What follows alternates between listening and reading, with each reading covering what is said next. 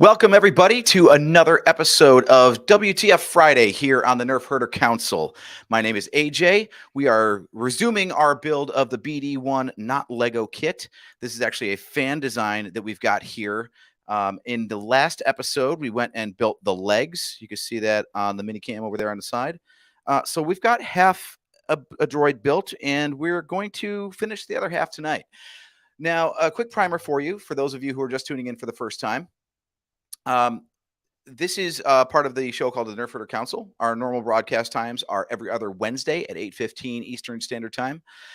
We usually discuss anything pop culture, mainly Star Wars, but we also dive into movies, Marvel, any sort of pop culture stuff like that. WTF Friday is more of a free-form show. This is just for whatever we feel like doing. Free-form discussion, free-form topics. You're going to get some game streams on here. You might get some Lego kit building like this. We've got some other things planned coming up. This is only scheduled for the last Friday of every month, or more often as we feel like it, basically. So why are we here on March 11th? Very clearly not the last Friday of the month and still doing a show. Well, if you've been paying attention to YouTube or trailers or Twitter or anything, you'll know that this week we were blessed with the first teaser trailer for the Kenobi series. And I figured that we didn't have a show scheduled, and it's just too cool, and there's too much to talk about to not tune in, get a stream going, and put our thoughts out there like everybody else has done.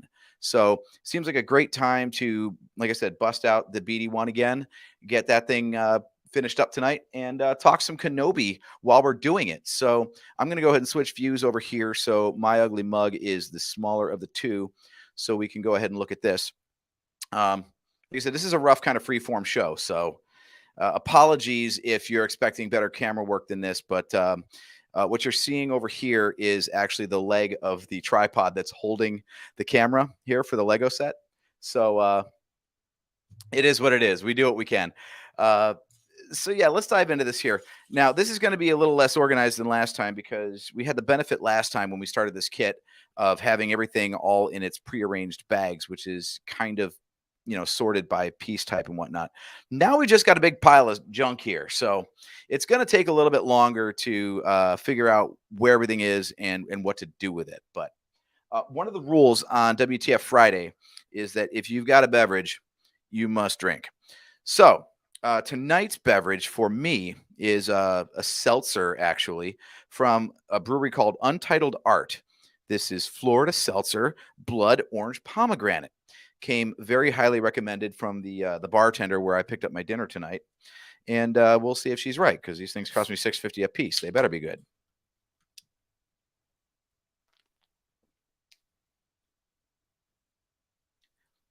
It tastes like blood orange. So success. Anyway, yeah, I'm going to go ahead and get the instructions called up here. I apologize. I was a little scattered tonight. The problem with scheduling a live stream is that sometimes life gets in the way and you're not quite ready when the live stream begins. So bear with me here while I grab this. In the meantime, though, let's talk about this Kenobi trailer, because I got to tell you, there's a lot of interesting stuff going on in here. So I'll give you a quick primer on the Kenobi series. So as we understand it, this is, never been made official by Lucasfilm. The bits that we do know official from Lucasfilm are that this began life as a movie. This was going to be the next in what was originally called the anthology series of Star Wars movies, which is where we got Rogue One and Solo. They eventually became rebranded as Star Wars Stories. Now, they would never confirm this, but this was going to be the next in the pipeline after Solo. Speculation is that the box office was so poor on Solo that they pumped the brakes on the whole thing. We know for a fact that they did actually cancel all future spin-off Solo Star Wars stories. Solo meaning one-off, not Solo the franchise. But they did go ahead and repurpose it. So this Kenobi series is actually the result of reworking that Kenobi movie that we were going to get. And they did announce it as being in production. So they had started work on it. And then they decided to pump the brakes on that and go with this route instead. So we got this Disney Plus series. It should be interesting. It's a 6-episode miniseries, so it's going to be a shorter bit, longer than a movie though. So they've had to add things in or pad things out compared to what they were going to do. And we got that first teaser trailer. We've been waiting for a long time. The things that we know about the series so far, even before we got the trailer, they had announced that obviously Ewan McGregor would be returning to reprise his role as Obi-Wan Kenobi, which he has not done since 2005's Revenge of the Sith. So we're looking 17 years on from that. So it's really cool to see him back in the fold for all the prequel lovers out there.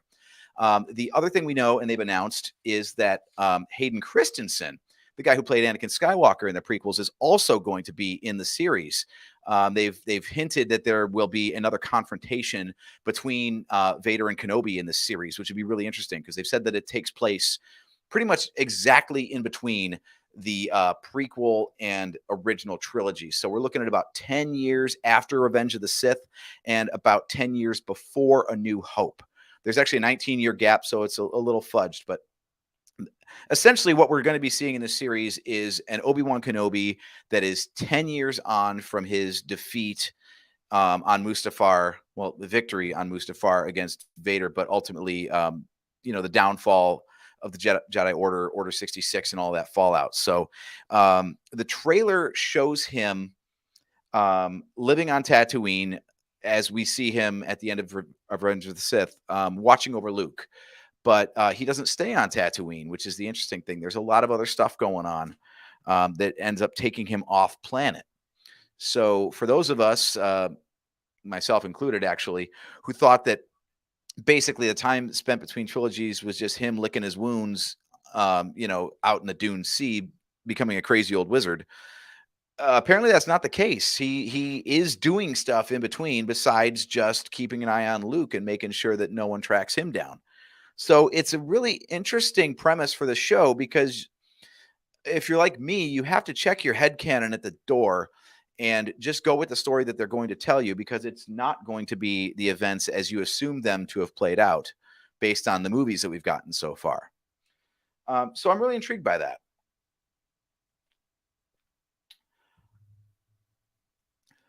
So, you know what? I've got the instructions pulled up, but I think it would be fun to let me just bring in my keyboard here so I can actually type something. I think it'd be fun to actually call up that trailer and get a look at that because there's so much stuff to talk about in this. I'm just going to put this on so we can kind of have it going on the side and just see what it all looks like as we go. Now, I don't want a copyright strike or anything, so I'm going to mute this. But there's so much stuff to chew on. This thing is, it's a minute 46 total, so you get about a minute and a half of footage overall once you get through all the credits and whatnot. And it's amazing how much stuff we've already seen in this trailer so far and what we haven't seen. They've been very good about hiding certain secrets. The first episode is confirmed to be dropping on May 25th, I believe. If it's not the 25th, then someone in marketing really dropped the ball because May 25th, 1977 is the release date of the original New Hope. So I'm pretty sure they're going to want to line that up because there's also this little thing called Star Wars Celebration happening that same weekend in Anaheim. And what better way to celebrate that than by, putting out a new trailer. So let me go ahead and bring this in. Pardon me while I try to figure out how to work StreamYard here. I'm not the best at this, but I think maybe I might be able to get this working. So I call in a Chrome tab. Here's the teaser trailer. It's going to share this. And let's make it full screen and play. What do we got? Hey, there we go. That's even better. You can't even see me. So we're just going to, you know what? I'm going to put this trailer on loop because that's what we're talking about. And my face really doesn't matter. So, pardon me while I just find where to loop this thing because that would be super handy. Actually, I don't know. So we're not going to.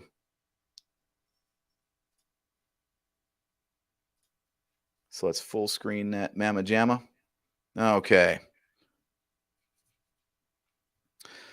So we get some interesting stuff here. We've got this ship coming in here, right? I love the symmetry because if you know Vader's castle, that's kind of that shot from overhead of that is kind of the look of Vader's castle from Mustafar. So clearly, all the Sith stuff follows a very similar design pattern. We got some Inquisitor shots here. We've got look at that. They've got Joel Edgerton, I think his name is. The same actor who played Uncle Owen in the prequels is back for the series as well. So this continues the Rogue One tradition and all the prequel traditions of getting the same actors back in their roles, which I really love. There's a lot of other new characters here. If you're not familiar with the animated material in Star Wars, these are the Inquisitors that we're looking at. These guys with the red lightsabers and dressed in black and generally looking like Sith. They are actually not Sith specifically because rule of two. There's master and apprentice is it, but these are more like we'll call them Sith fanboys. Why not? It's close enough, right? Basically, they're the henchmen that are assigned to hunt down the remaining Jedi after Order 66.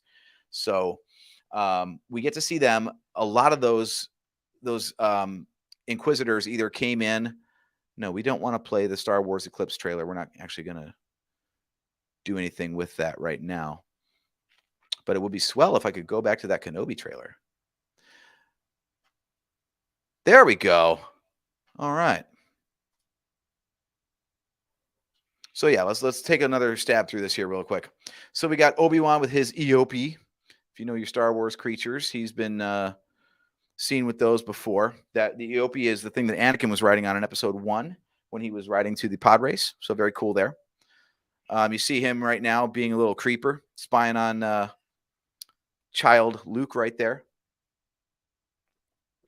Nothing creepy about an old man watching a 10-year-old from afar. By the way, if you hear any background noise, it's because I had to go live without kicking my cat out of the room yet. So you might see Bella tonight. I might have to pick her up because she might insist on it.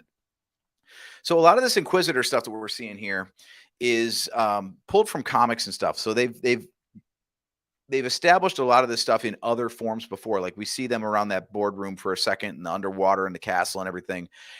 That's their headquarters basically. And that's all been covered in comics and whatnot. And Jedi Fallen Order, which is where, BD-1 comes from. So the tie-ins are really cool. It's a very connected universe with all the extra media here. Even the spinning lightsaber blade here thing, that's, in my opinion, ridiculous, but it is true to the animated series. And that was described as one more way that shows you that while they've got all the gear of a Sith, they're not actually Sith. Like they're not well trained enough to be like toe to toe with Vader. So rather than teaching them how to spin a lightsaber, they just gave them a lightsaber that spins around the hilt. So it's an interesting take.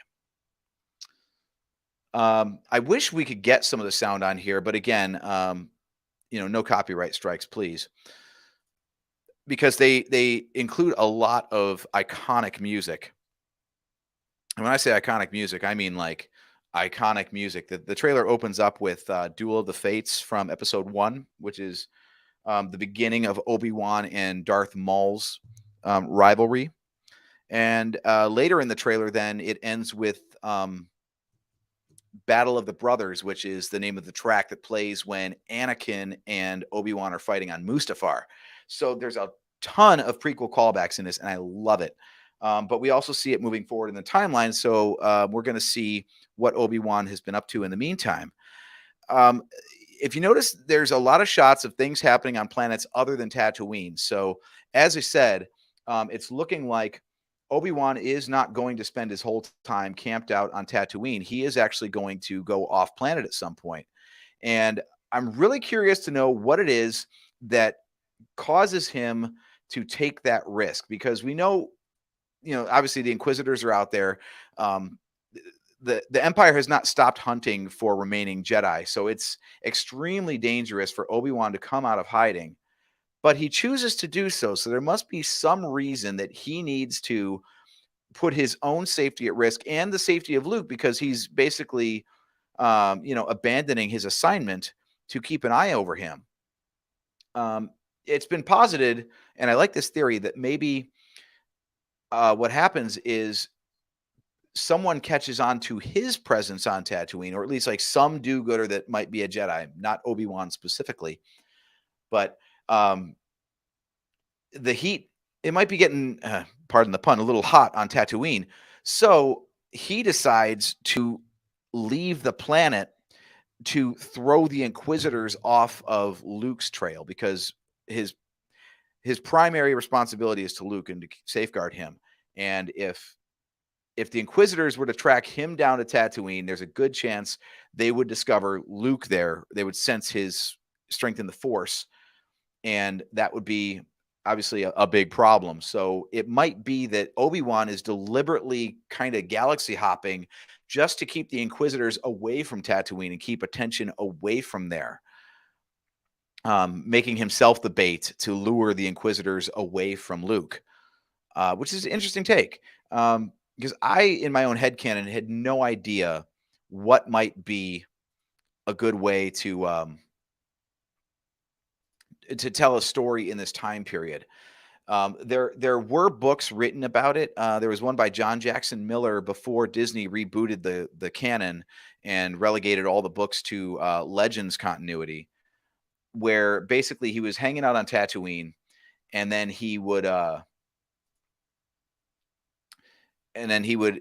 try to basically keep doing Jedi stuff on a much smaller scale, obviously, for the citizens of Tatooine, all without revealing himself as a Jedi.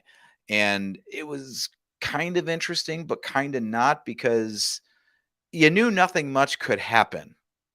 Like, he's not going to get discovered. They wouldn't have like a big plot twist like that in a book. And he if he used his lightsaber, he had to like do it out of sight, kind of a thing. So it was a little weird. And also, he started to get a little bit of a love interest, which was one of the most interesting things about it, actually, because according to his version of the Jedi doctrine, attachments are forbidden. You don't date, you don't love, and all that sort of stuff. And that's kind of been followed up on in Clone Wars, where Obi-Wan, at some point when he was, I guess, a Padawan, ended up having a relationship with Duchess Satine, who is the Duchess of Mandalore, basically Mandalorian royalty. She kind of, ran the planet, but had to cut it off. It might have been unrequited from the start, just because, he had to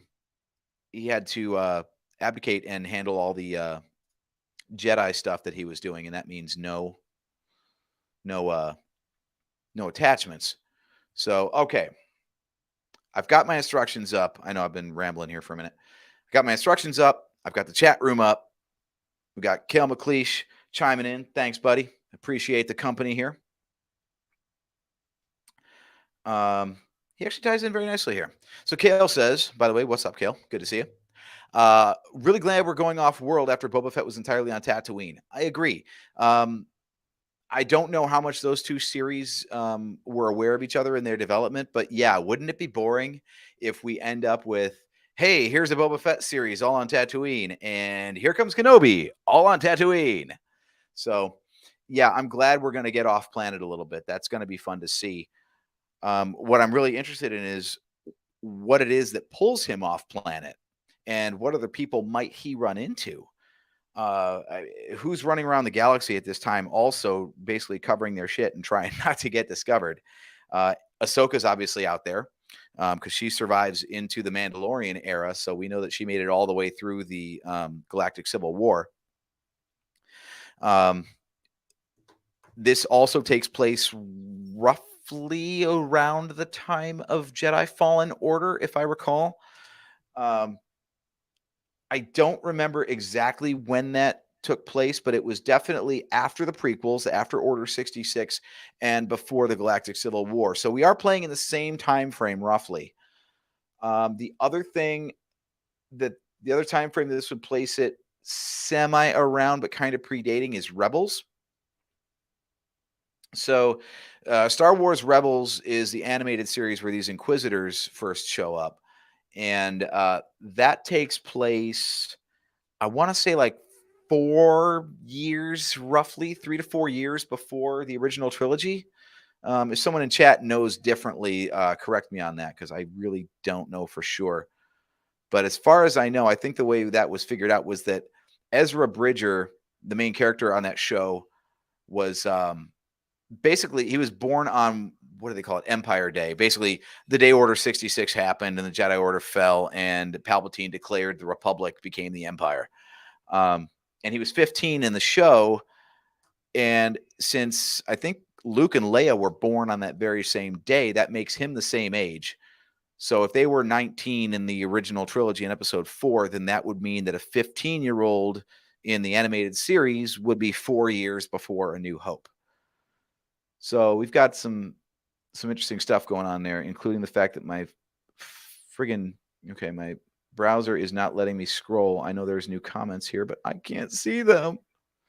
So apologies for anything interesting you're saying right now that I can't read. The joys of live streaming. Anyway, how about we build some of this stuff, huh? So as we're putting this together, we are now on officially the head. That is specifically what we are building right now. I will go ahead and share with you exactly where we're at in this process.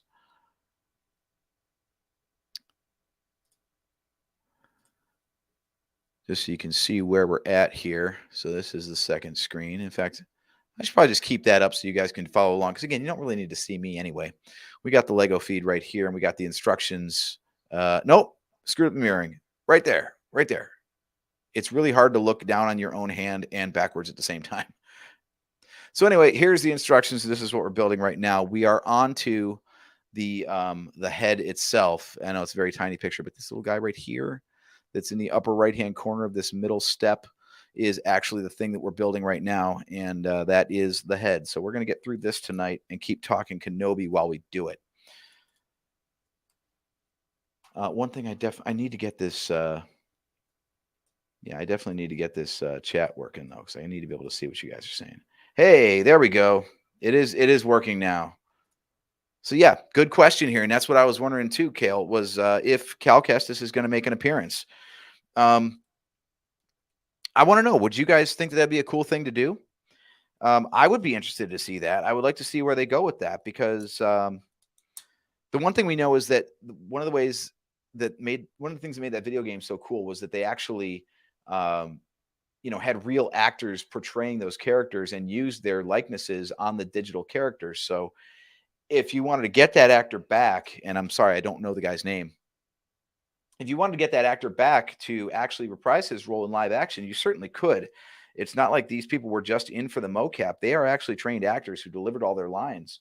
So I think that would be pretty fantastic, actually, to go ahead and bring those people into the live action world.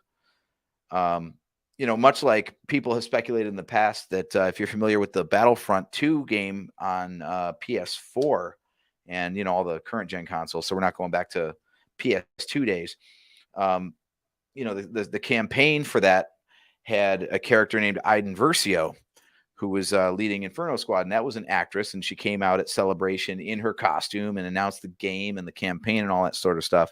So people thought that, based on the timeline of The Mandalorian, that she would make an appearance at some point in this new, we'll call it the Mandoverse, whatever the shared continuity is that they're building on Disney Plus with these shows.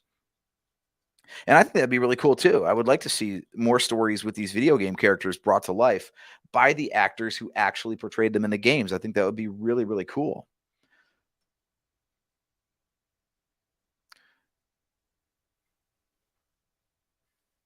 But yeah, the one thing, though, that is very confusing, speaking of what do we do with other media characters when they get brought into live action, as we saw on The Mandalorian, we got Bo-Katan, which was kind of a no-brainer because they got Katie Sackhoff, the actress who played Starbuck in the Battlestar Galactica reboot, and also voiced the character of Bo-Katan when she was introduced in the Clone Wars animated series.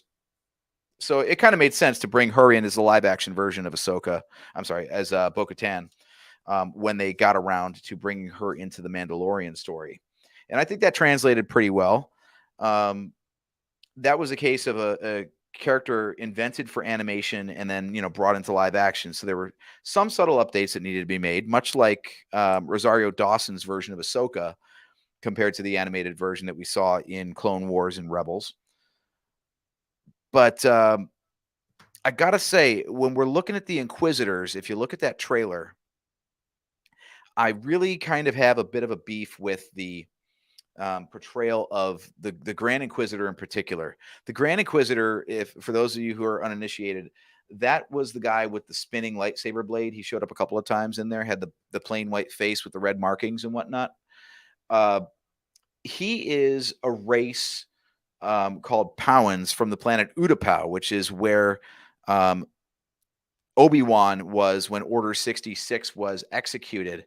So he was a Powan is the long, gaunt, white-faced, pale guy with the vertical striping down his face that met with Obi-Wan when Obi-Wan first landed on the planet.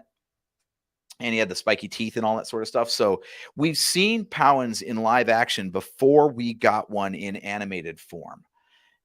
And the animated form in Star Wars Rebels definitely follows the appearance of the character design from Revenge of the Sith that we saw in live action.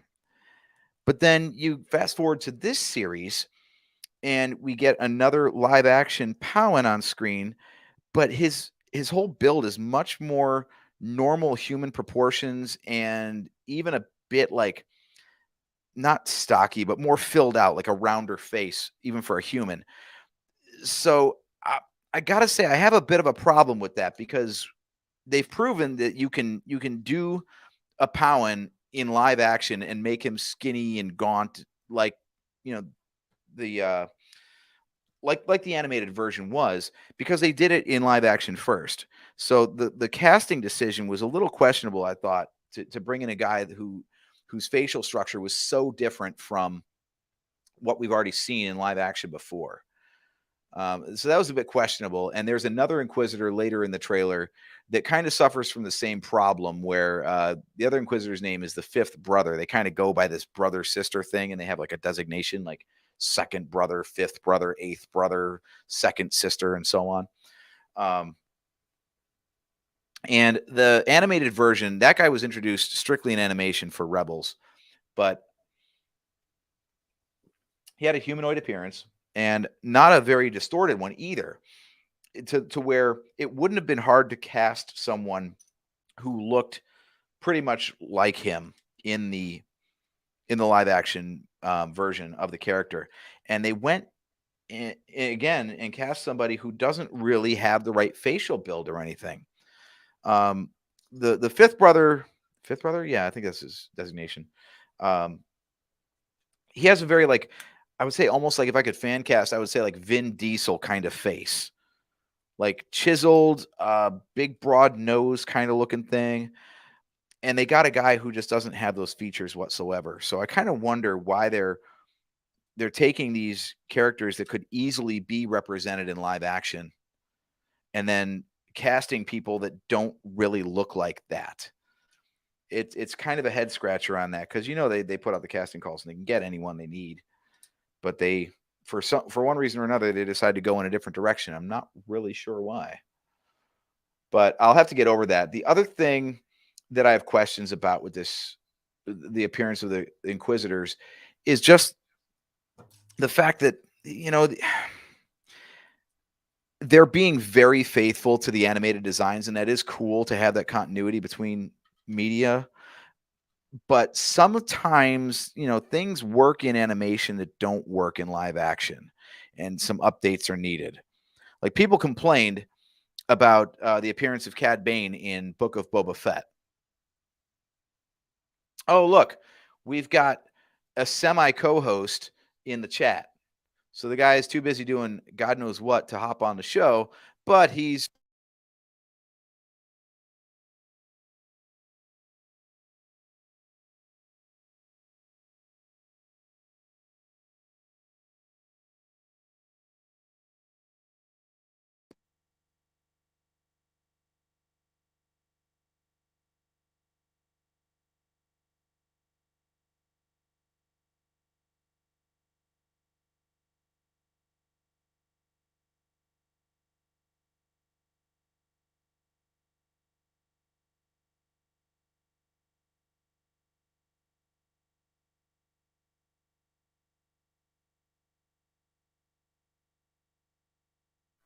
Can we get this back? Are we back? Yay, we're back. Okay, I don't know why my mic cut out right there, but hey, we're back. It's fine. So let's go ahead and bring the instructions back in here. So apparently I should stop ripping on Kenobi, says John. He's busy with puppies and sipping bourbon. Lots of dedication. Okay, so he says that he still can't hear me. Can everyone hear me now? I can hear you. Can you hear me?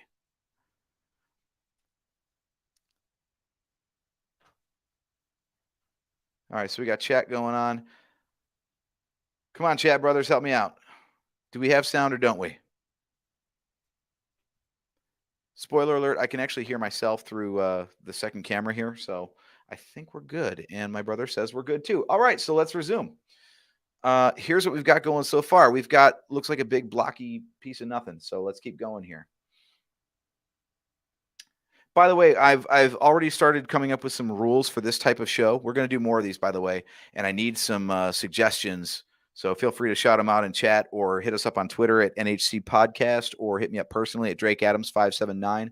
I did not invent this whole idea of building Lego live on stream. That's definitely not a new thing.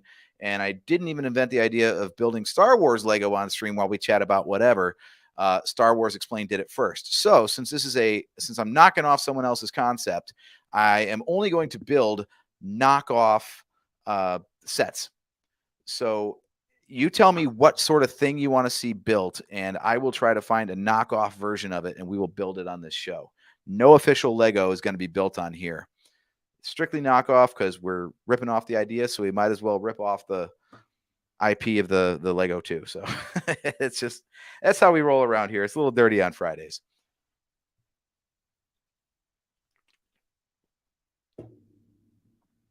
So yeah, the Kenobi trailer has me pumped. I got to admit, I would be more excited about it if we got it right after The Mandalorian instead of Book of Boba Fett. As you would have heard on the first edition of this chill build, I enjoyed the Book of Boba Fett, but I thought that there was some weird stuff in there. So it's the first one that kind of makes me go, ooh, I can't just guarantee a home run every time they put out a new series on Disney Plus. So I have guarded optimism because I'm intrigued to see what kind of story they come up with.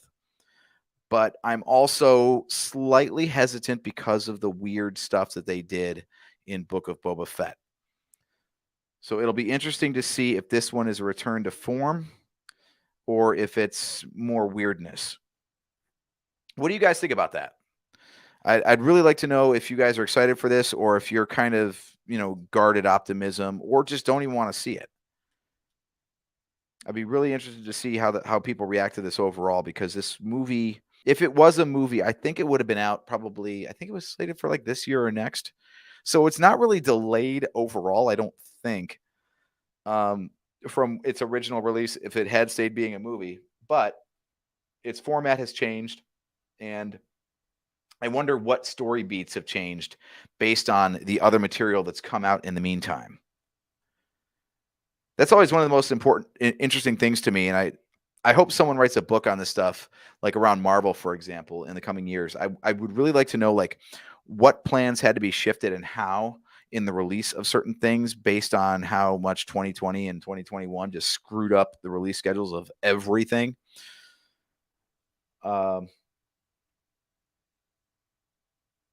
Okay, we've hit our first snag. This is interesting, guys. Okay, so here's the problem I'm running into. Maybe I'm being a little stupid here, but what we've got is we've got a stuck camera apparently. Okay, so you see how we've got just this one row of studs right here, right? And if you look at what we're supposed to build, so this piece goes here. And then the part that confuses me, this is the thing with fan builds and knockoffs, is they don't pass the QC like Lego does. So you can get some weird stuff. So we've got this piece here now. The light's a little hot, so I'm going to move it over here to the corner so you can see it a little bit better. I've got to connect something here and down here. And there's no connection points. Like, I don't know how these other white pieces are getting on there. This is really, really confusing me. Like, did I miss a step somewhere? Was I supposed to build something on the side up here and I just screwed it up as I was talking? It doesn't look like it. I think I got everything. I see nothing but exposed studs there and only one row of them. So am I building like on the wrong side of this? Interesting. So I was kind of hoping for this. I was kind of hoping for some sort of weird, screwed up situation that we just have to work around. Oh, good. My cat's taking a dump in the room while we're on stream. This is going to be fantastic. What an amazing smell you've discovered. Anyway, we're just going to hold this here and hope that that's all we got to do for a minute until something comes along to attach to it. And no, it doesn't. We get to do the same thing on the other side, but I'm out of spare fingers to do it with. So I don't know how we're going to do this now. This should be interesting. Let's scan ahead and see if we've got something that holds all this crap on. Kind of. All right, we're gonna improvise here a little bit, guys. We're gonna fly casual. Let's do as much as we can with what we've got. Pieces. There we go. It's a good thing this isn't a very big kit, because without organization like Lego gives you, this thing is really hard to figure out. No, there's still nothing holding the stuff on. It's just floating in space. I'm doing something wrong.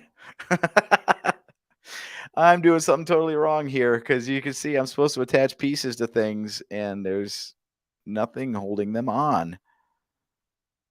What the hell is this?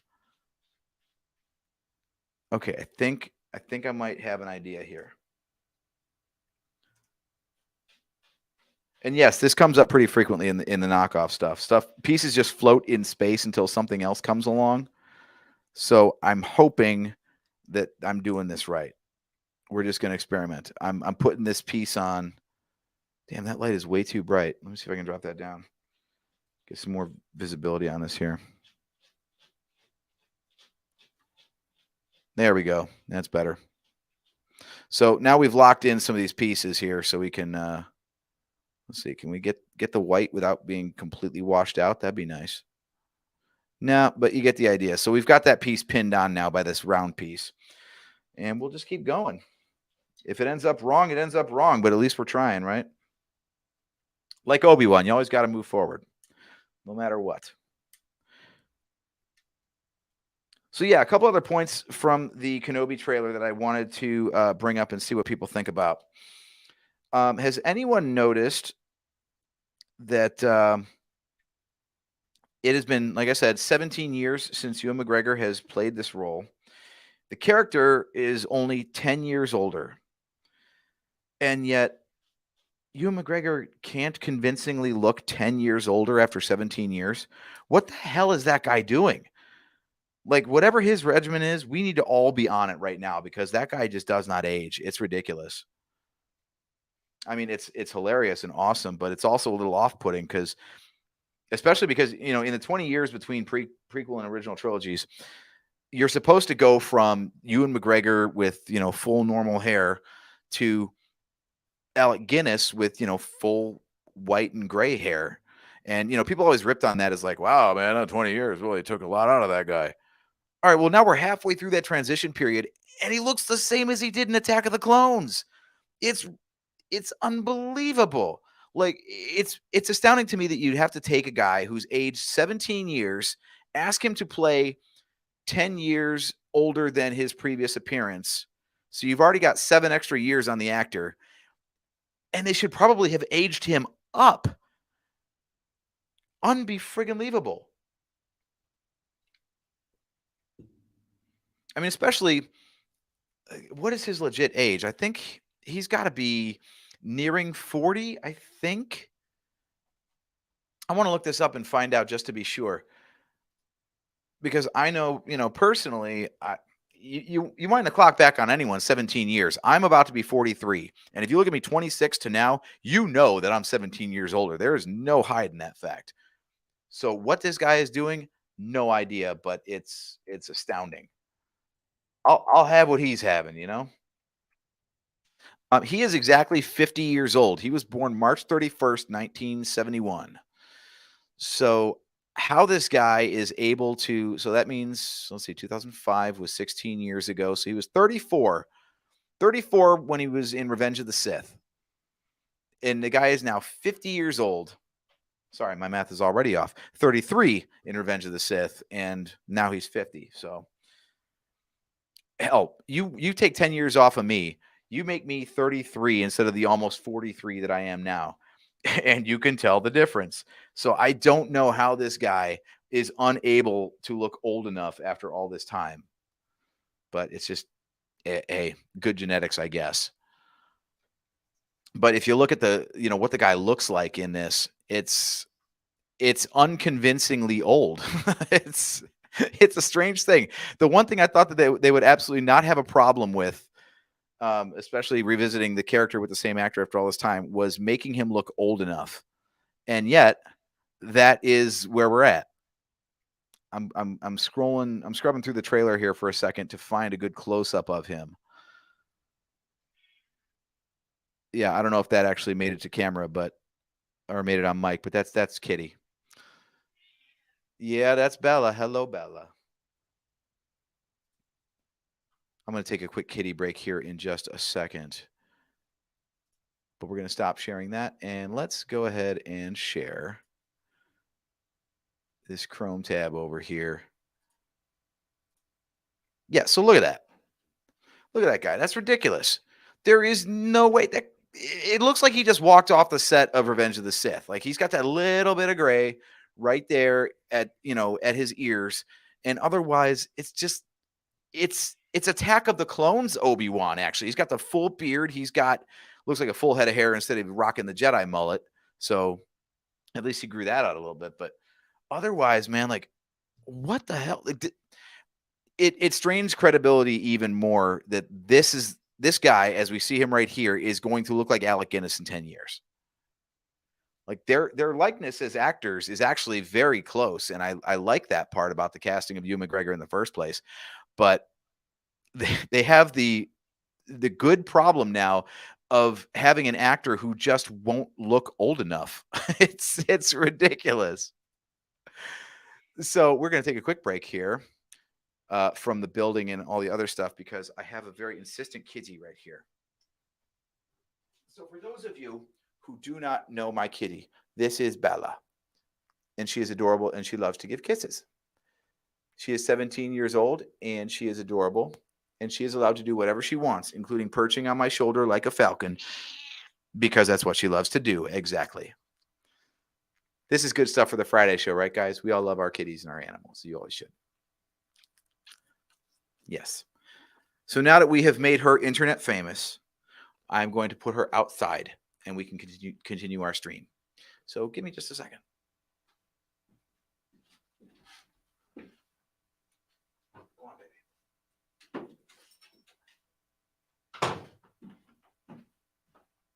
Okay, we are back now. I love these Friday streams. They're so much fun. Let's go ahead and put the instructions back up on the screen and get going here. I have a little bit of a hard stop, so I'm trying to get this thing done tonight for you guys. I have travel plans in the morning, so I want to make sure that I am getting to bed at a semi-decent hour. Oh, see, now I like my whole setup. I don't even know how to get the instructions back on the screen. Wait, so we got the instructions. I need the actual camera feed. Can I do that? Well, there, I got the solo layout. I don't want the solo layout, though. Hey, this is the best of all worlds if I can do this right. Can I do this right? I'm trying to get this camera to be the main one. Let's just drop that. We'll go back to here. Don't you guys love watching me screw around with StreamYard like on the fly? This is awesome. So we got that, and then if I add this to the stream, there we go. Now we're back. Okay, and we're back. Again, apologies for what you see up here. There's only so many things you can do with the camera feed. Okay, so we're back. Now that we've seen how to build one side of this thing, we can go back to this side and fix it. I think we're back on the right track, but I'm, obviously not 100% sure. We're going to find out later if I screwed it up. So I'm going to stick that sucker on there to keep that thing where it belongs. And we're going to come back to this here. Again, I'm just guessing that we just duplicate everything on the other side, but I'm a veteran at this. Don't worry about it. I built enough Lego in my time. Don't you worry about me. I got this covered. So, looking for your thoughts in the chat there about what's going on with the Kenobi trailer there. We do see a new character. So the Inquisitors that we see at least 3 distinct Inquisitors. We see the Grand Inquisitor, which was shown in Rebels first. We see the, like I said, I think the 5th brother was his designation, also from Rebels. And we see, well, actually 2 new Inquisitors. We see a female Inquisitor that is not the female Inquisitor from Star Wars Rebels. So we're introduced to her, and we do not know her designation. The only thing we know about her is that she is of an alien species that we were introduced to in the Clone Wars and has not been seen in live action yet. So that's pretty cool. And then we also see this new character, the human Inquisitor, that I do not recall the name of, but I think she was said in the Entertainment Weekly article covering the trailer and the release and everything to be the main antagonist of the series. So I guess she's the one who's going to stay on Obi-Wan's trail the whole time. So it'll be interesting to see what her deal is. Now, a little bit of Inquisitor lore for those of you guys who don't follow the animated stuff. A lot of the Inquisitors were former Jedi. So they were either disenfranchised Jedi who didn't agree with the war and the Jedi's role in it during the Clone Wars, or they were Jedi that were captured instead of killed in Order 66 and then brainwashed into becoming Inquisitors. So the Grand Inquisitor, for example, was a guard at the Jedi Temple during the era of the Clone Wars. And then it was revealed in Star Wars Rebels that, he basically switched sides or was brainwashed into believing the doctrine that they, told him to believe. So that's how he became evil and fell in with Sidious and Palpatine. Sidious and Palpatine, they're the same guy. Sidious and Vader, and began hunting down the remaining Jedi. So I'm curious to know what the backstory is of these. If they're, other Jedi that weren't announced or seen on screen prior, or if they're, sympathizers from some other reason, or if they're just new characters who have their own separate reason for hunting the Jedi down. We've seen all different versions, so it's going to be interesting to see where they come from with that. And then I wonder if they need to actually, kill off the Inquisitors as part of this.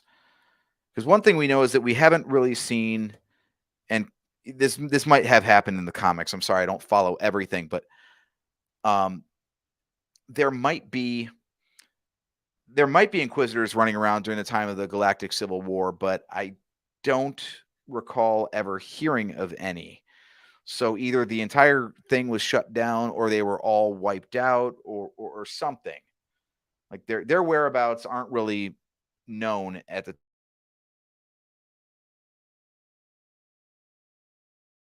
5 and so see them again. They might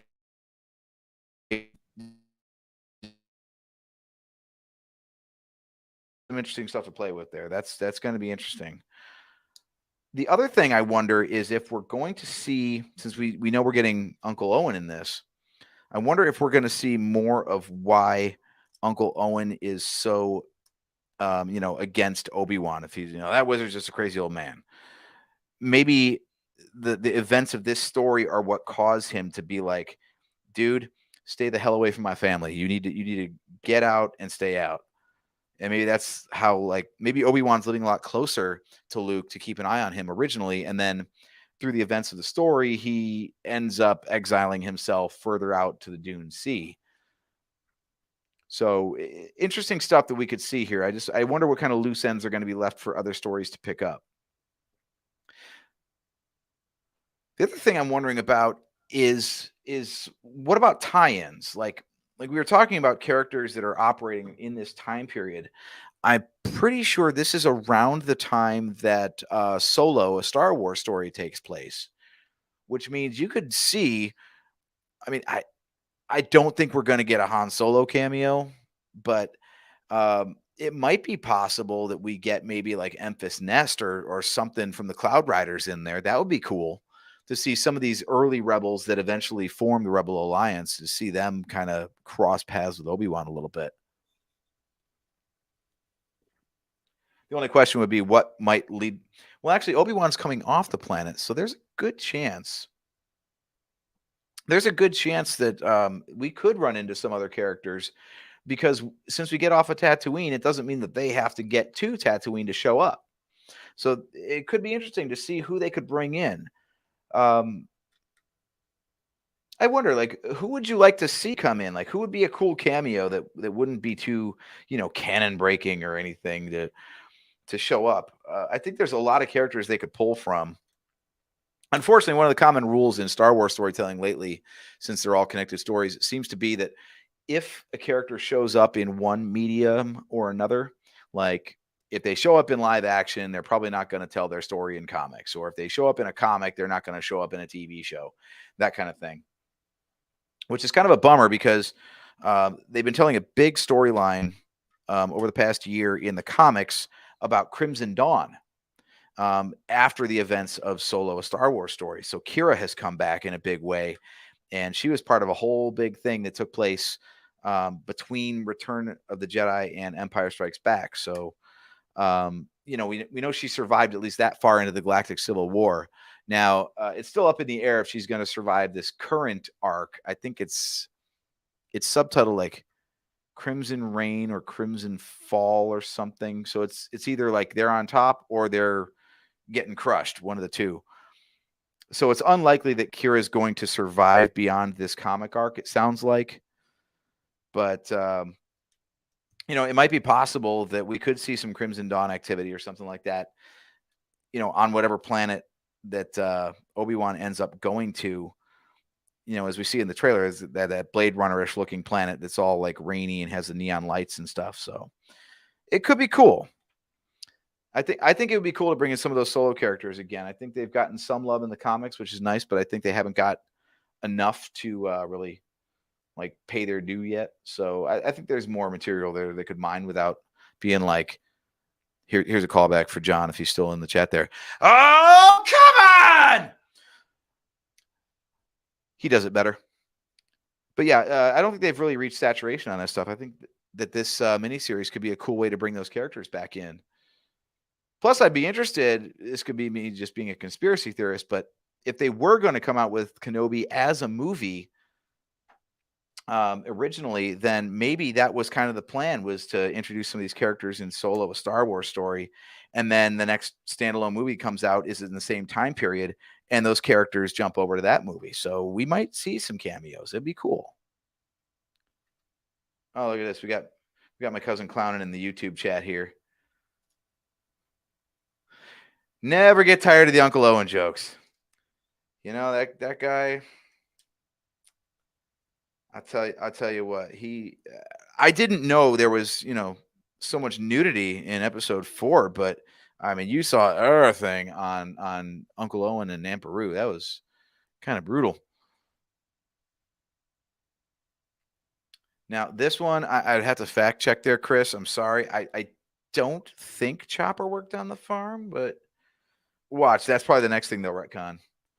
I mean, if we can get R5D4 working in Pelly's shop, in Mos Espa, then why not? Why don't we say that Chopper did a stint on the Lars homestead too? Everybody knows everybody in Star Wars. It's a huge galaxy, and there's like 9 people that matter, and they all know each other.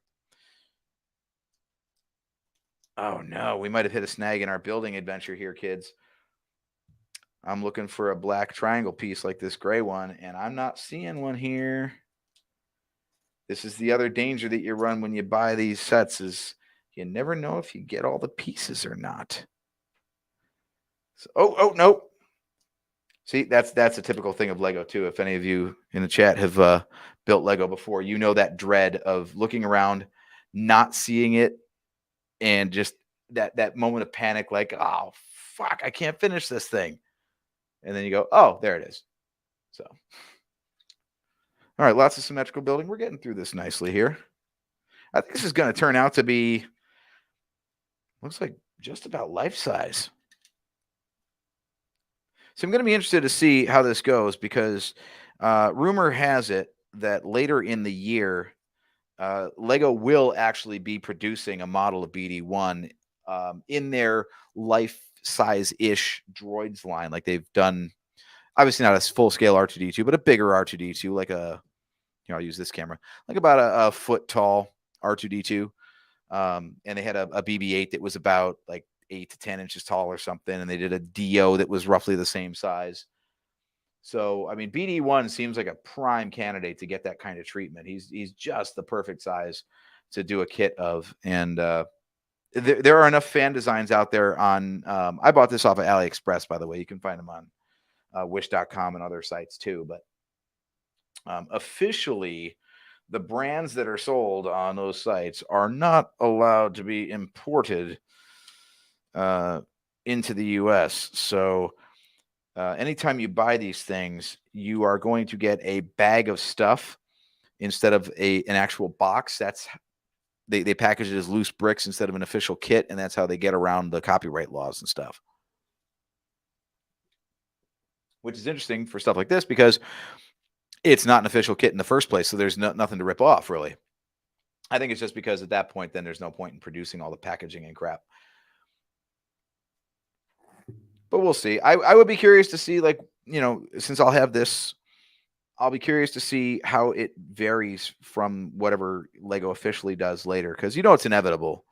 I mean, not only was this guy in like the best Star Wars video game in a long time, but his appearance on the Book of Boba Fett pretty much cements that he's going to get the Lego treatment. I mean, I don't think Lego is making anything at this point for Star Wars that isn't Mando or Book of Boba Fett related. I mean, the latest wave of sets they came out with were Boba Fett's throne room, the hallway from the end of season 2 of The Mandalorian with Luke Skywalker and 3 Dark Troopers. What else did they give us? They gave us little mini bust mask sort of things. They've got a line of helmets and whatnot. And the latest 3 were the Mandalorian's helmet, Dark Trooper helmet, and then Red 5, Luke Skywalker's helmet, which you could kind of technically maybe say maybe he had when he was flying the X-Wing into the hangar at the end of season 2 of Mandalorian. So kind of all Mandalorian related Lego stuff lately. That's pretty much all they're doing. So I would be very surprised if BD-1 doesn't get the Lego treatment soon. We're clipping along here. We're doing pretty good. I'm still not entirely sure of what the finished shape is going to be, like detail-wise. I see all the pieces and I see where they might be able to go, but I'm still not completely understanding how this works, which is cool. I love that moment of discovery with these things where you're just like building anonymous crap and then it finally takes shape. You're like, oh. So far, though, I got to say, the other thing with these knockoff kits is that you never know the quality of the pieces you're going to get. Sometimes it's a lot of junk that just doesn't fit. And this actually fits pretty well. And we're coming along pretty well here. So pretty good so far. I think we've got what's probably going to be the face of the droid. And we got the back of the droid right here. Sorry about the overexposure on the white. White's really hard to film with a direct overhead light. Oh, yes, we got Kim Scary showing up. What's up? Good to see you. Good to see you. Quick time out for a social. So if you're drinking, have a drink. I'm about to finish off my first seltzer and go on to the next.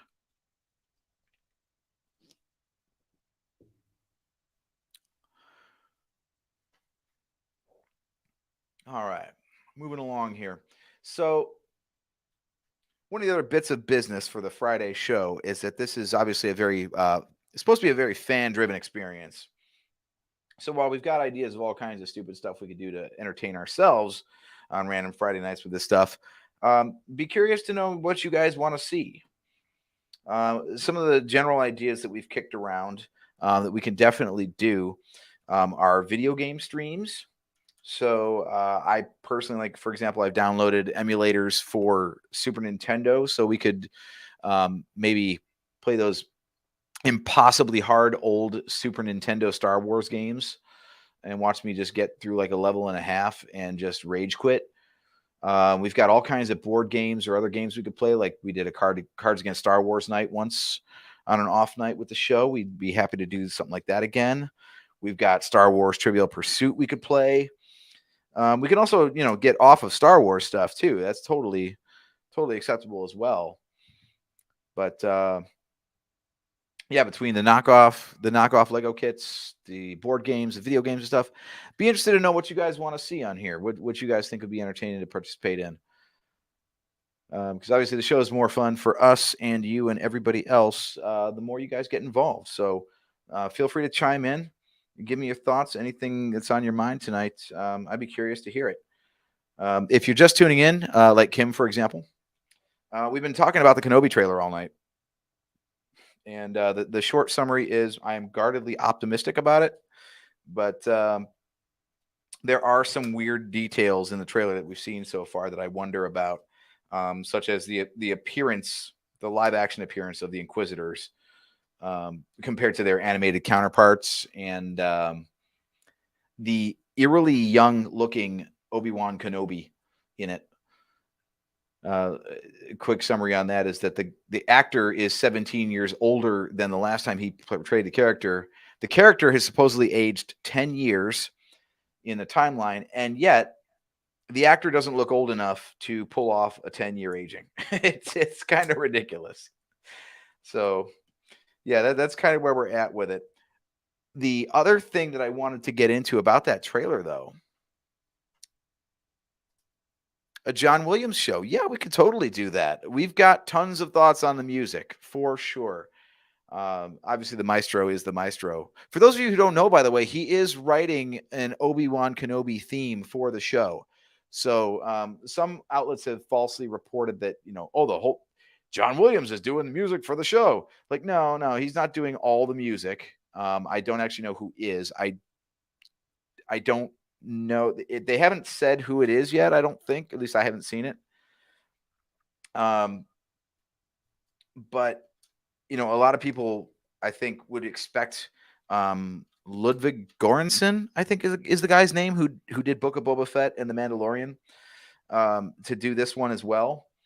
But something to know about this production is that this is not what I'll call the Favreau verse.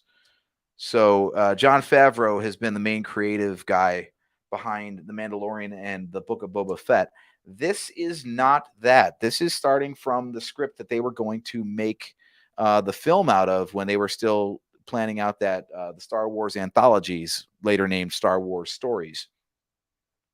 So I feel like this is probably going to have a very different feel than those other projects because it's not the same people making it. And I love that because I want to see, original Star Wars was obviously, one man's vision. It was George Lucas's vision, and then he got other directors in to direct the films while he was the executive producer and the creative force behind it all. But what we've seen in since Disney has purchased the property is that there are a lot of different takes on what Star Wars can be and what makes a good Star Wars story. And I'm not going to get into the details of who does it better and this movie sucks and that one's great and all that kind of stuff. But I do like the idea that there's room for different stories to be told and different styles of storytelling. So, as much as I'm loving the Jon Favreau stuff, I also am very curious to see someone else's take on the franchise and see if it feels, the classic argument, does it feel more like Star Wars? Whatever the hell that means. So it'll be interesting to see if this is if if the difference in the creative folks behind it results in a different outcome, or if I would assume they're going to be using the volume again, which is their big 3D LCD screen / stage that all the Mandalorian and Book of Boba Fett stuff is done on. I'd be interested to see if the way they make it being the same means that it'll come out feeling the same as well, despite the different creative people behind it. Personally, I think that there's room for different interpretations of what Star Wars is and what makes a good Star Wars story. So I'm looking forward to seeing what someone else does with it. Okay, so this is a fun little thing. I missed a little bit here. If you can see in here on these bits right here, there's nothing in there right now, and you really have to squint. You really have to squint to nope, that's not it, stupid. I'm busy clicking on the screen itself instead of on the no, I can't swap the displays. So anyway, in this, I can zoom in on this though. Let's zoom in. Yeah, so hiding right here in this little corner, you can see my mouse cursor right here. That's where this little bit comes in. I was wondering what these little guys up here were for, and they are apparently little spacers just to keep these flaps like angled where they belong. So you put that little piece in there, and then it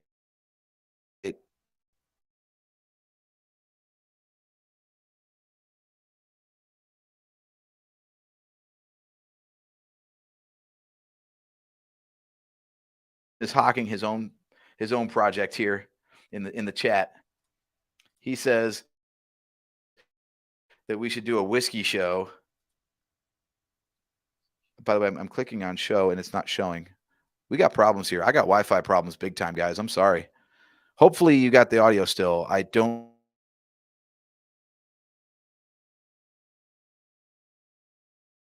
What a great video podcast you tuned into.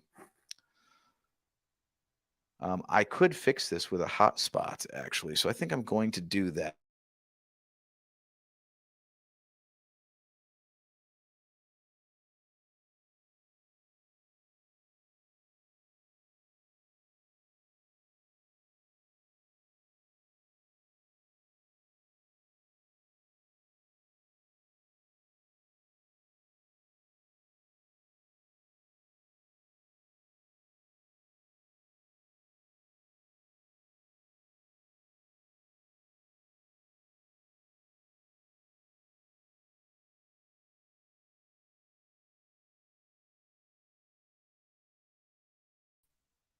Are we back in?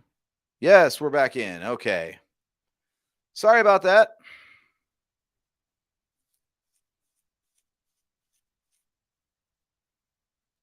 Oh, by the way, since we just got this in here, I already pronounced that as Kim, so that's canon now. It's not KXM anymore. It's Kim. I said it. It's on camera. It's online. It's on the internet. That means it must be true. Sorry about your damn luck, KXM. Anyway, now that we're back, we got very few pieces left, so we're really reaching the end here. This is cool. By the way, these are the legs still hanging out over here. This is what we built in the first part of the stream a couple weeks ago. So we got half the droid ready to go, just waiting for something to sit on top of it. The real moment of truth will be to see if this knockoff Lego can actually support the weight of the head. I really don't think it can, but we're gonna find out. It should be interesting. Let me go back and share the instructions again so we can get this back, and we will be back up and running. Okay, that's only kind of fine. I want this guy. Can I get this guy highlighted, please? This is all kinds of problems. I'm just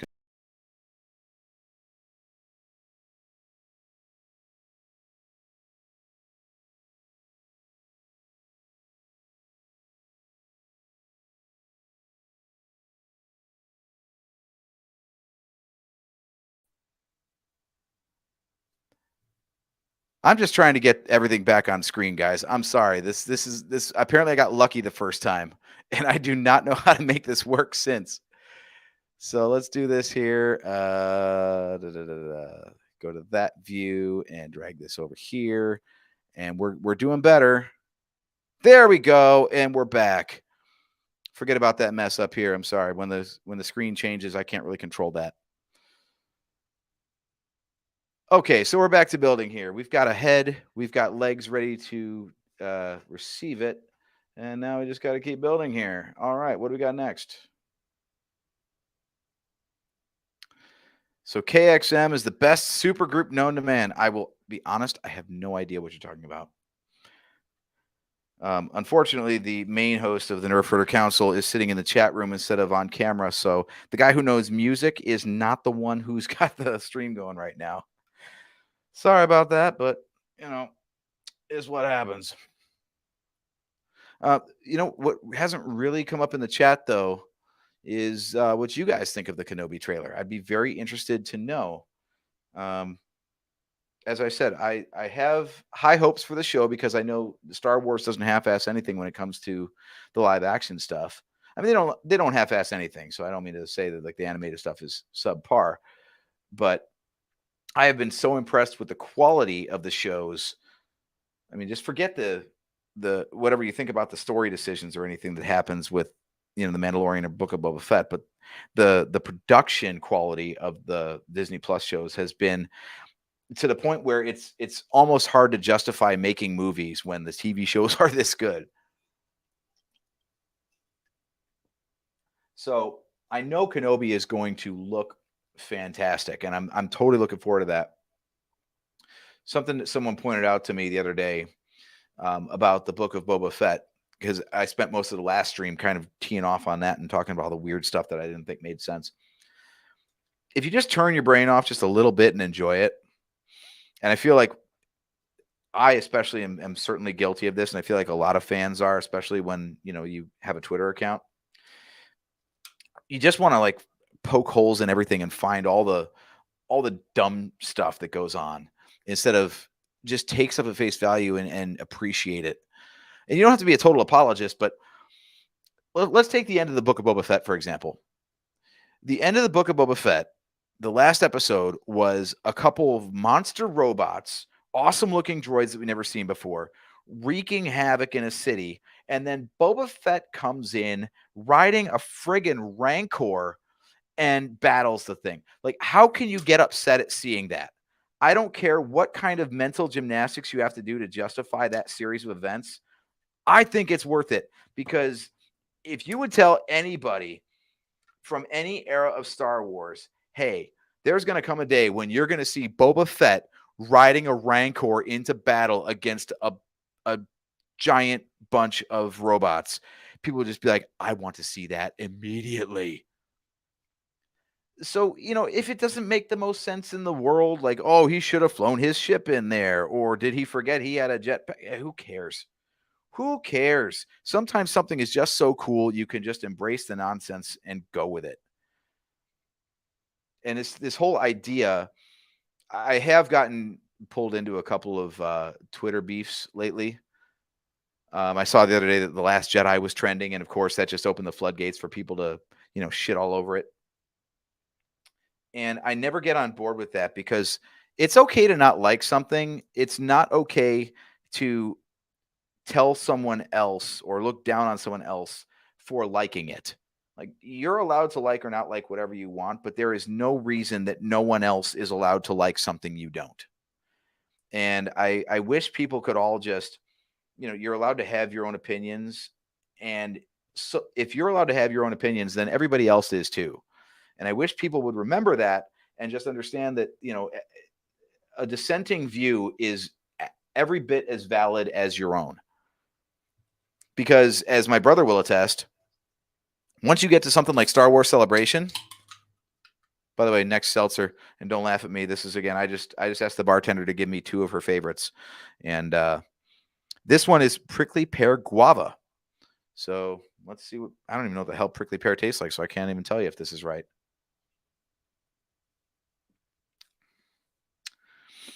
It's like a party in my mouth, and everybody's invited. Anyway, yeah, not bad. Not much of a seltzer guy, but what the hell? I decided I wasn't feeling beer or whiskey tonight, so I decided to mix it up. This is definitely a drinking show, though. So, again, question for the chat. What y'all drinking? My brother mentioned earlier he was sipping some bourbon. I'd like to know what kind. I know my cousin is a big bourbon aficionado. I'd be surprised if he was in here and not enjoying one of his. Chris, help me out. Give me a count on what your bottles are up to now. It's well over 200, on its way to 300. So, yeah, I would like to know what y'all are drinking tonight. But getting back to my point, like the stuff that I'm seeing in Kenobi that looks weird and has me a little on edge, I'm still willing to go along for the ride because I would rather go into it thinking, hey, this is going to be cool and fun, and I'm just going to see where this goes, instead of just sitting there waiting for reasons to not like it.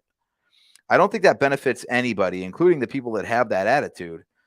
Like no one, I don't know anyone who's ever been happier by finding something to be not good.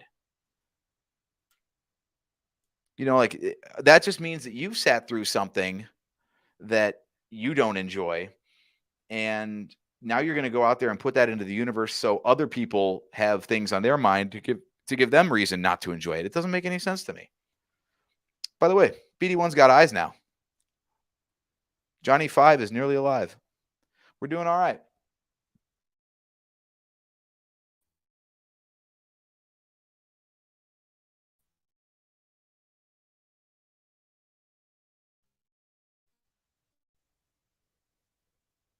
So, like my internet again. We're kind of back. All right. I do apologize for this, guys. I have taken steps to try to remedy it, but it's not really reliable. I don't know if this is advised or not, but I've still got my hotspot running. I'm going to switch over to that rather than this unreliable, stupid internet connection of mine. If anyone's got Spectrum internet, we can all just get mad at them together. Let's see if this dumps the.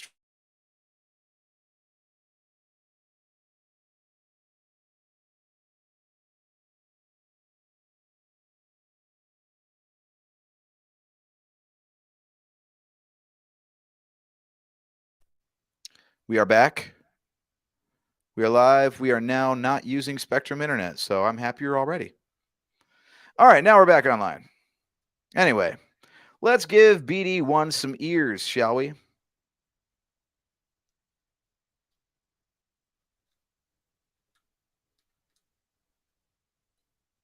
We're really coming down to it now. I didn't realize there were so many big pieces right at the end. Usually it's just these finishing touches, but looks like we got a little bit of work left to go.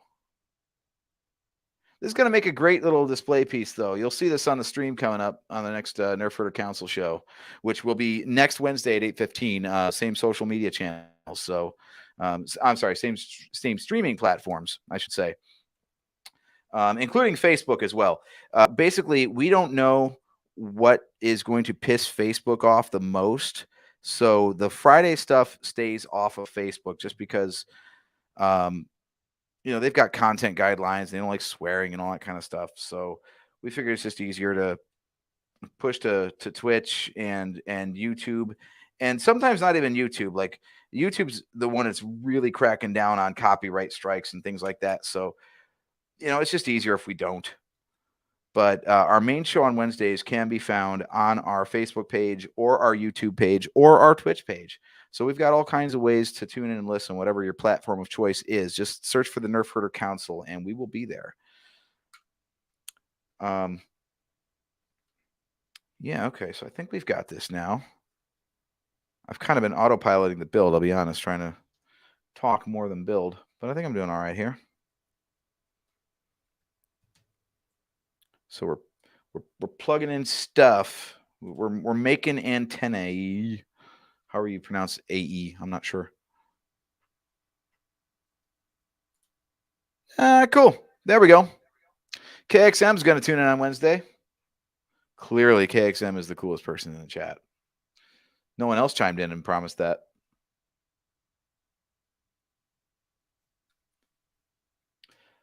Let's put some ear caps on this guy. So we're running down here for the night. We're coming to the end of this build. I appreciate you guys sticking with me for all this. This is cool. I definitely do not mind saying that I spent my Friday night nerding out on Star Wars and building Lego. Like, that's probably not the proudest thing to say, but you know what? We're all going to Celebration if we can, and we're all going to be there for the same reasons. So I think I'm in a crowd of sympathizers here. I'm okay with that. All right. Let's put these antennae on, shall we, guys? So yeah, quick recap on Kenobi. If you don't know all the specifics, if you haven't seen the trailer and whatnot, it is the next Disney Plus streaming series for Star Wars. It is coming out in late May, and the marketing folks are savvy enough to put it out the very same weekend that Star Wars Celebration takes place in Anaheim, California. And I am happy to say this is a great little story, by the way. We'll get more into it as the weeks wind down towards the event. But we were in a bit of we were in a pickle about getting tickets for the thing because all the tickets from 2020 were honored for this event because Anaheim 2020 never happened for obvious reasons. So they postponed the event until this year, and they made the wise decision to honor any of the tickets that were purchased for the 2020 event, which is all well and good.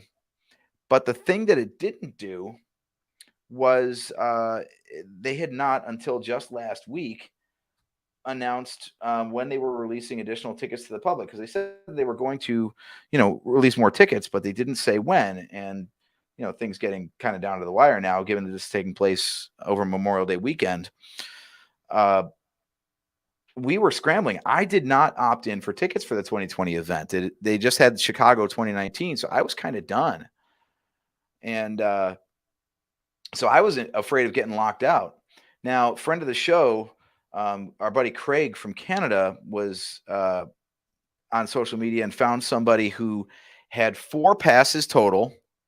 By the way, this is the big moment here, guys. We got the body, we got the head. So now it's time to put these things together and see basically whether or not it falls apart. But he found somebody who had 2 spare passes. They had bought 4, and then the two of the people that they had bought them for dropped out. And he immediately hit my brother and I up, asking, knowing that, I was definitely still without a ticket, if I would be interested and if we would be interested in picking up those passes. So we did speak up for them. And the cool thing was that they were not marked up. That was the exact point, was like, they didn't want them to go to scalpers. They wanted them to go to fans. So we have a spoken agreement with somebody for passes at face price. So that's the coolness of this fandom. I love that. And that's the vibe of Celebration in general, is just fans getting together and being cool with one another. So we'll see. Tickets are going back on sale this coming, it's the 15th. That's Tuesday, I think. So we're still going to try to get direct passes just to make sure that they're in our name and avoid any complications of ticket transfers. But it's really cool that, the fandom is helping the fandom in that case. So good little sidebar there. We have a BD droid. Looks pretty good.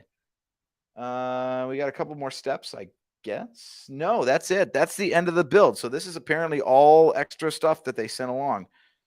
I don't know why I would have. This is actually a little roller skate that goes on a Lego minifigure. Don't know what that would have been for, but we could just forget all this stuff because none of this goes on it, and that's fine. We ended up with a very good knockoff kit here, guys. What we ended up with was something that rather than having too few pieces and warped ones and stuff, we had extra pieces and everything seems to be okay. Now I'm going to drop the instructions off the screen and we got me going here. Now let's go ahead and put this up. So here is the finished product, guys. We got a nice little BD droid going on here. I love it. Now the moment of truth. We're going to try to set this down and see if it can hold itself up. And I'm going to guess this feels like the answer is going to be no. It's so front heavy. It's so front heavy. It worked. It worked. We got a working BD droid, guys. This is awesome. I don't even want to touch it. I don't want to risk anything, but success. We've got ourselves a BD droid. It looks awesome. And I want to thank you guys so much for sticking with me on this, chiming into the chat. And this is a good time. Like I said, a couple of quick recaps before we head out here. I was just waiting for it to fall over. So our usual schedule is every other Wednesday on Facebook, YouTube, and Twitch. Just look for the Nerf Herder Council. You'll find us there. You can find us on Twitter at NHC Podcast. You can find me at Drake Adams 579.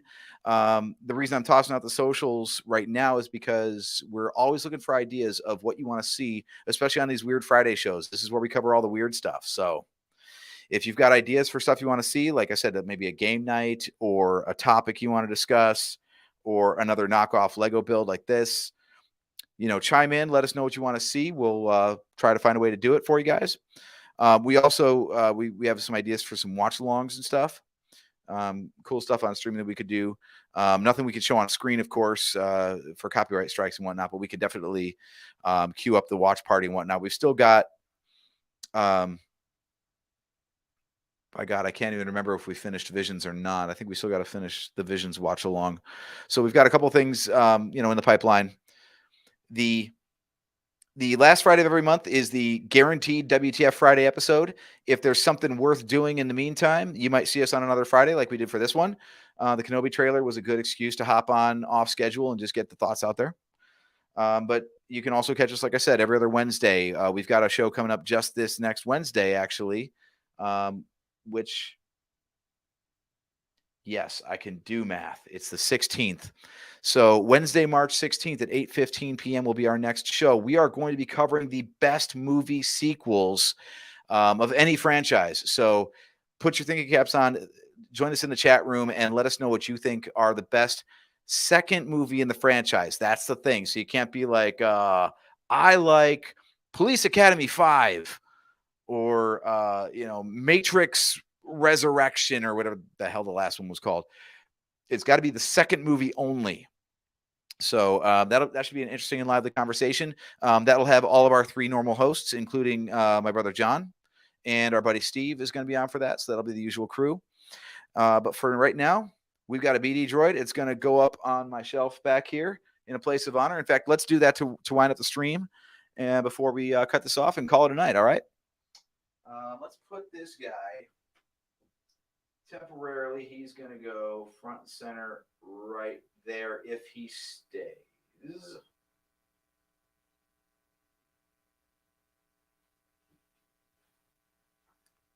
That thing is so precarious. It's going to fall as soon as the stream ends, I swear. But in the meantime, thank you so much for signing on, guys. You guys have a great weekend, and we will catch you on Wednesday.